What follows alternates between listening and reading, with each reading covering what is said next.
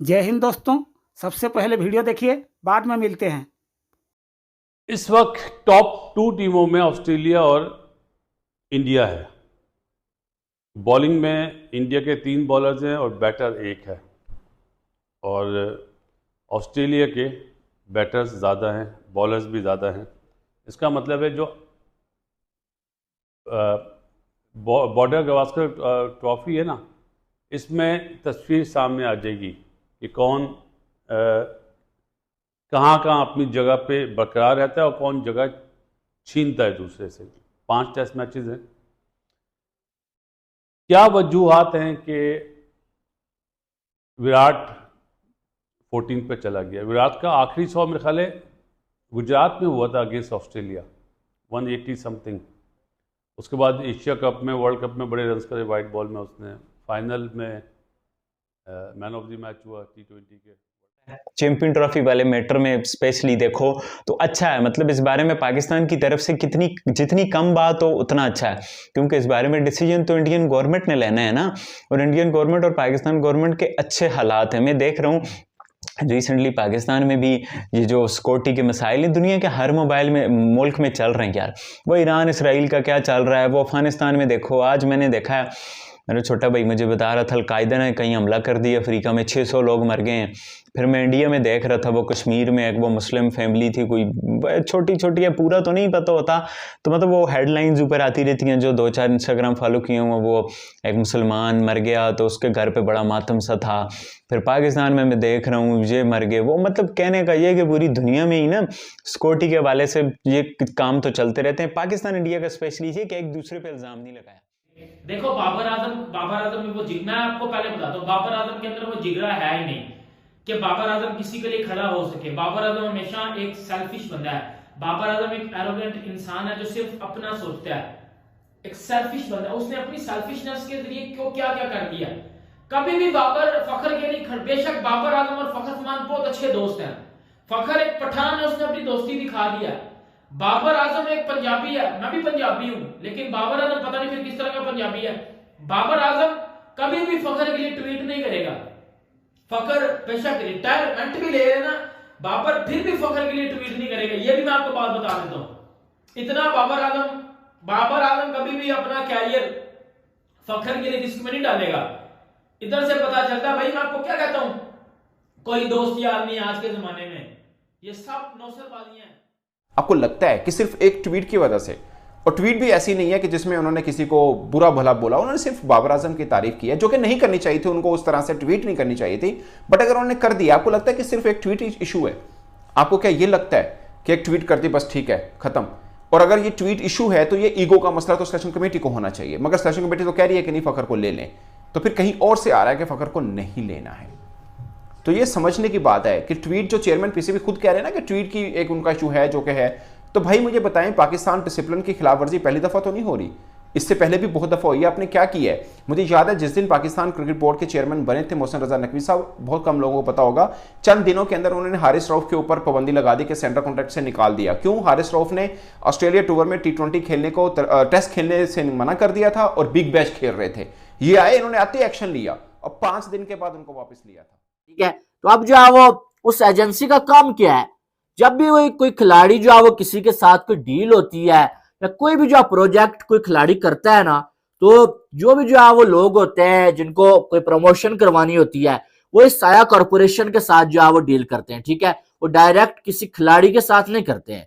और फिर वहां से जितना भी पैसा वगैरह आता है ना, उसमें कुछ कमीशन जो होता है वो साया कॉरपोरेशन को जाता है और बाकी जो है वो खिलाड़ियों को जाता है। अब ये साया कॉरपोरेशन सिर्फ जो उन खिलाड़ियों के साथ काम नहीं कर रही है जो पाकिस्तान की जानब से खेल रहे हैं, बल्कि जो खिलाड़ी इस टाइम जो डोमेस्टिक में है, या जो खिलाड़ी उनको लगता है कि यार ये टैलेंट है, ये आने वाले वक्त में एक बड़ा स्टार बन सकता है। ठीक है, ये सारी एजेंसीज की बात कर रहा हूं मैं। ठीक है, वो क्या करते हैं, वो उन खिलाड़ियों के साथ जो है वो उनको शामिल कर लेते हैं अपने साथ। ठीक है, और उनको जो प्रमोट भी करते हैं, और बाद में जब वो बड़े खिलाड़ी बन जाते हैं भाई, तो उनकी जो है वो डील्स भी करवाते हैं। लेकिन खबरें ये बता रही हैं कि रिंकू सिंह, सुनील नारायण, हर्षित राणा अब और वरुण चक्रवर्ती, इनको रिटेन किया जाएगा। इसके अंदर से ड्रॉ किस किस को कर रहे हैं, आप अंदाजा लगा लें कि रहमानुल्लाह गुरबाज हो गया, फिलिप सॉल्ट हो गया, वेंकटेश अय्यर इनका अपना प्लेयर, रमनदीप सिंह एक शानदार एमर्जिंग स्टार हो गए, ये भी हो रहे हैं, बाहर हो रहे हैं। इसी के साथ साथ रसल को ये लोग ड्रॉप कर रहे हैं, मिचेल स्टार्क को कर रहे हैं, बड़े सारे नामों को ये लोग नीतीश राणा को कर रहे हैं, अय्यर को कर रहे हैं। तो ये कुर्बानी तो देनी पड़नी है। अब दोबारा से टीम बनाना आसान नहीं होगा कि इनके प्लेयर्स को ले लिया जाएगा। दूसरी तरफ लखनऊ की अगर बात करें तो केएल राहुल को टॉप स्पॉट के ऊपर रिटेन करना चाहते थे, लेकिन केएल राहुल ने मना कर दिया। तो केएल राहुल तो जिसको कहते हैं ना, अब नहीं खेलना चाहते लखनऊ से पर्सनल रीजन की वजह से। तो इसकी जगह आयुष बदोनी हो गए। सिमिलरली मोहसिन खान ये आएंगे अनकैप के अंदर। दूसरी तरफ अगर बात की जाए तो इसी टीम के नाइकोलस पूरन को टॉप कैटेगरी में रिटेन किया जाए। बाबर ने 2 या 3 50 करे वर्ल्ड कप में जो इंडिया में हुआ, उसके बाद उसका 100 नहीं हुआ। 100 उसका हुआ था पिछले 3 साल पहले अगेंस्ट इंग्लैंड और ऑस्ट्रेलिया, जो 196 करा था, जो टेस्ट बचाया था कराची में, 2 दिन बैटिंग करी थी। उसके बाद बाबर की भी परफॉर्मेंस इतनी अच्छी नहीं रही। अगर आप विराट को देखें, अभी पिछले मैच में उसने जो पहला टेस्ट मैच हुआ था 70 करे थे अगेंस्ट न्यूजीलैंड, उससे पहले 39 करे बांग्लादेश के अगेंस्ट। बांग्लादेश के अगेंस्ट रन करने चाहिए थे, 100 करना चाहिए था, क्योंकि अब विराट कोहली या बाबर आजम 100 करेंगे तो रैंकिंग में ऊपर आएंगे। जिस तरह आप देखें विलियमसन है, जो रूट है, जसवाल है, रन्स करते वाले 100 भी करते हैं, इसलिए ये रैंकिंग में ऊपर है। रिसेंटली इंडिया के जो हालात अगर खराब हैं स्कॉटी के वाले से, तो उन्होंने पाकिस्तान पे इल्ज़ाम नहीं लगाया। पाकिस्तान में कुछ हालात खराब हैं तो उन्होंने इंडिया पे इल्ज़ाम नहीं लगाया। पाकिस्तान के इंटीरियर मिनिस्टर ये वो, तो ये दोनों देशों में एक मेचोरिटी आई है कि भाई एक दूसरे पे इल्ज़ाम लगा के इसका हल नहीं निकलेगा और एक दूसरे के मामलात में हमने पंगा भी नहीं लेना। इंडिया ने बलोचिस्तान में पंगा नहीं लेना, पाकिस्तान ने कश्मीर में या इंडिया में पंगा नहीं लेना। तो ये एक बहुत अच्छी क्लैरिटी आई है जिस वजह से मामलात बेहतर हुए हैं। बहरहाल सारी सियासी बातें का बताने का मकसद ये कि हालात अच्छे हैं। एक होता है ना, इंडियन गवर्नमेंट पाकिस्तान को ब्लेम कर रही होती, पाकिस्तान इंडिया को कर रहे होते, तो सामने समझ आता था भाई कुछ भी नहीं है। अब क्यों उम्मीद जाग रही है? बरकत नवाज शरीफ से मिली है, नवाज शरीफ की गवर्नमेंट है जो कि इंडिया से ताल्लुकात के लिए आइडियल समझी जाती है। तो ये सब बातें मैं इस वजह से कर रहा हूँ कि पॉसिबिलिटी है इंडियन टीम पाकिस्तान आएगी, मैचेस खेलेगी। रमीज बाजा को तो कमेंट्री बॉक्स से तोड़ कर होना चाहिए। ये बहुत ही घटिया किस्म का बंदा है, ये बाबर आजम की चाटता जाता है हर टाइम, और चाटू बना हुआ है बाबर आजम का। और इसने फिर वो एक इंटरव्यू में बोल दिया है कि Babar Azam sir Vivian Richard से भी बड़ा प्लेयर बनेगा। सर विवियन रिचर्ड, जिसको मैं विराट कोहली का फैन हूं, विराट कोहली दुनिया का सबसे बड़ा प्लेयर है। विराट कोहली अपना आइडल सचिन तेंदुलकर को मानते हैं, लेकिन विराट के सामने अगर सर विवियन रिचर्ड खड़े होते हैं तो विराट कोहली तो भाई बिल्कुल हाथ बांध के और ऐसे रिस्पेक्ट के साथ खड़े हो जाते हैं, क्योंकि सर विवियन रिचर्ड बहुत बड़ा प्लेयर है। वो उस एरा का एक ऐसा खौफनाक प्लेयर था जिससे बॉलर्स डरते थे, और ये घंटे को उससे बड़ा बना देना, ये क्या करते हो आप? ये इसीलिए वो एक बार मोहम्मद हफीज ने बोला था कि ये घंटे का जो रमीज बाजा है ना, इसको कुछ क्रिकेट का नहीं पता। अभी Pakistan cricket board international director Usman वाला साहब ने वहाब रियाज के साथ उनका जो लफ्जी जंग चली, उन्होंने ट्वीट की, उनके ऊपर कोई पाबंदी नहीं लगी। आप फखर जमान के ऊपर क्यों लग रही है? ये मामला कुछ और है। ये खाली ट्वीट इशू नहीं है कि ये ट्वीट को लेकर बहाना बना दिया कि ना फखर जमान ने ट्वीट। इतना कौन सा ईगो का मसला है कि फखर जमान को सेंटर कॉन्ट्रैक्ट भी बंद कर दिया, टीमों में भी नहीं आ रहे? जरा सोचिएगा, इतना बड़ा मसला है नहीं। अब आते हैं फखर जमान। फखर जमान काफ़ी उनके जाहिर है जो करीबी लोग हैं उनके साथ फखर जमान भी डिस्कस कर रहे हैं, और कुछ करीबी दोस्त भी उनको मशवरा देते हैं। उसमें ये मशवरा ज़रूर आया कि वो रिटायरमेंट अनाउंस कर दें अपनी इंटरनेशनल क्रिकेट से।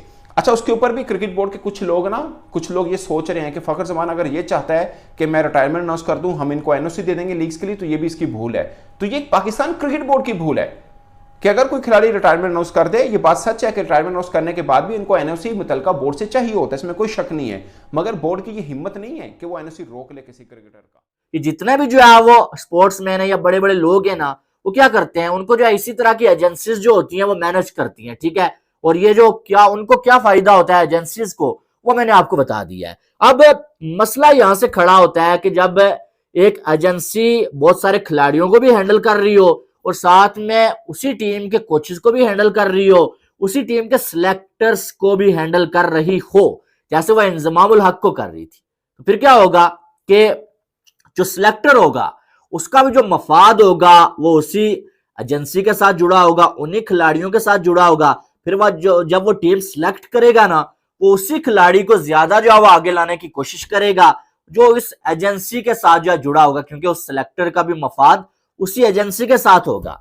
तो मसला सारा का सारा यहां से खड़ा हुआ था वो जब ज़का अशरफ ने ये बोला था कि यार ये जो है वो ये जो एजेंसी है ये जो काम खराब कर रही है। उसके साथ साथ अगर बात की जाए आपके जिससे कहते हैं गुजरात के अंदर शुभमन गिल ने कुर्बानी दी है। शुभमन गिल ने कहा कि मैं सेकंड नंबर पे मुझे रिटेन कर ले, नंबर 1 पे राशिद खान को करें, उसको नहीं अब छोड़ सकते। राशिद खान भी रिटेन करने जा रहे हैं, इसी के साथ साथ शुभमन गिल रिटेन हो रहे हैं, राहुल तिवातिया रिटेन होने जा रहे हैं, शाहरुख रिटेन होने जा रहे हैं। तो ये इनकी जिसको कहते हैं ना रिटेंशन सामने आ रही है। सीएसके की सिंपल है, बड़ी क्लियर, उन्होंने गैस भी बता दी है। ऋतुराज को रिटेन कर रहे हैं, शिवम दुबे को रिटेन कर रहे हैं। इसी के साथ साथ न्यूजीलैंड का सचिन रविंदर, डेविन कॉन में से एक बंदा रिटेन हो रहा है, वो रिटेन हो रहा है, और एमएस धोनी को अनकैप के अंदर ये लोग रिटेन कर रहे हैं। आरसीबी का अभी तक कुछ नहीं पता चला, सिमिलरली मुंबई का अभी तक कुछ पता नहीं चल रहा क्या होनी है कहानी, राजस्थान का भी कुछ पता नहीं चल रहा। कहा जा रहा है कि जॉस बटलर को ये लोग रिलीज कर देंगे, संजू सैमसन, रेयान पराग और अपना जिसको कहता है ना एक और नाम था वो याद नहीं आ रहा। तो ये अभी तक की रिटेंशन सामने दोस्तों वीडियो कैसा लगा आप नीचे कमेंट करके बताइए। अगर वीडियो पसंद आया तो वीडियो को लाइक कर दीजिए और चैनल को सब्सक्राइब कर दीजिए और शेयर भी कर दीजिए।